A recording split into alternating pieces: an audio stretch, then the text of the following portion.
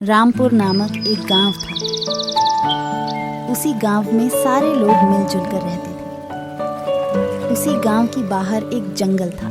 इसी जंगल में एक बड़ा गुफा था। गांव लोग के कहने के अनुसार वो एक भूतिया गुफा है। उसी गुफा के अंदर जो भी जाता है वो कभी लौट कर नहीं आता है। इसीलिए गांव के लोग डर के मारे कभी उसी गुफा के अंदर नहीं जाते थे। उसी गांव में भीम नाम का एक चतुर बालक था।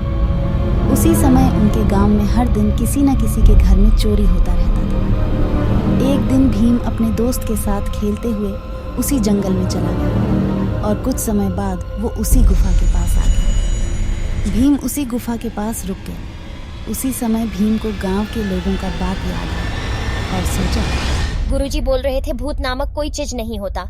मैं गुफा के अंदर जाके देखता हूँ अंदर क्या है। भीम अपने मन में साहस जगाकर गुफा के अंदर गया। अरे ये आवाज कहाँ से आ रहा है? भीम देखा कि कुछ लोग गुफा के अंदर बैठकर बात कर रहे हैं और उनके पास बहुत सारे चोरी के सामान भी थे। भीम समझ गया कि ये चोर जानबूझकर गांव की सारे लोगों को डरा रहे हैं, क्योंकि वो गांव से चोरी करके चोरी का माल उसी गुफा में आसानी से छुपा सके। भीम सारा चीज देखकर वहां से तुरंत गांव चला आया और गांव में आके उसकी सारे दोस्तों को ये बात बताई। भीम उसकी सारे दोस्तों को एक प्लान बताया और उसी योजना के अनुसार उसकी अगली है दिन वो उसी गुफा के पास गए और गुफा के अंदर जाके छुप गए। कुछ देर बाद वो सभी चोर गुफा की अंदर आ गए, लेकिन इस बार भीम और उसके दोस्त अपने प्लान के अनुसार भूत का आवाज निकालकर बोले, हाँ हाँ हाँ, आज मैं तुम लोगों को नहीं छोड़ूंगा। तुम लोग मेरे घर में बहुत दिनों से चोरी का सामान रख कर रहते आ रहे हो, लेकिन मैं आज तुम लोगों को नहीं छोड़ूंगा। मैं आज तुम लोगों को मार दूंगा। ये बात सुनकर चोर बहुत डर गए और बोले, हमें माफ कर दो।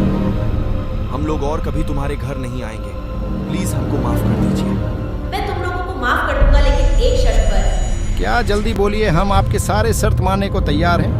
तुम चोरी का सारे सामान लेकर गांव जाओ और गांव लोगों को सारे सच बताओ। सारे चोर भीम की बात मानकर गांव आए और गांव में जाकर सारे सच बताएं।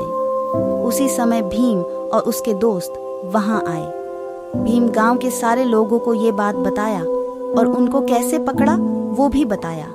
वो चोर उसकी बात सुनकर चौंक गए। गांव के सारे लोग भीम और उसके दोस्तों को शाबाशी दिए और इसी तरह से भीम की चालाकी और साहस की वजह से गांव वाले चोरी और भूत की चक्कर से बच गए।